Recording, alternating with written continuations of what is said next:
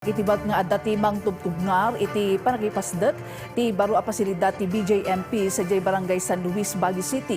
Impeteng dagiti masakna iti opisina akasapulan ti baro a pasdet para iti siguridad dagiti PDL ken empleado.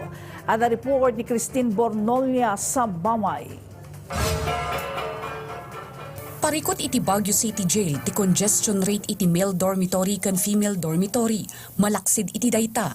Parikot lang iti pasilidad ti kinadaan daytoy. Sigon iti jail warden ti male dormitory, saan na natalgad ti nasao a pasilidad kadagiti PDLs, personal kan dagiti bisita.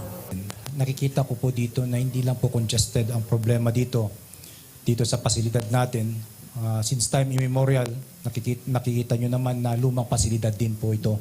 Napatag amadaan iti nasaysaya at kan naurnos a pasilidad, tapno maipasigurado ti kinatalga dagiti PDLs ken personnel. Mamatimot lang ti Department of Education ang makapokus ken makakumplay dagiti PDL nga estudyante no ada ti nasaysaya at a pasilidad para kadakwada.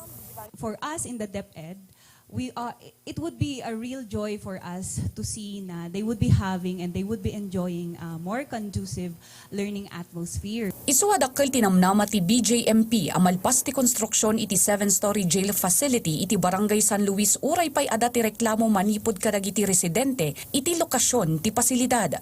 Iti agdama ururayan ti BJMP iti direktiba manipod iti Supreme Court. Of course, while we are waiting, kailangan pa rin nating ituloy ang construction kasi it is by hook or by crook, kailangan po ng Baguio City Jail, male and female dorm, ang pasilidad po na yan. Nakasagana da ang makisarita kandanggan ti karirikna dagiti residente sa Jay.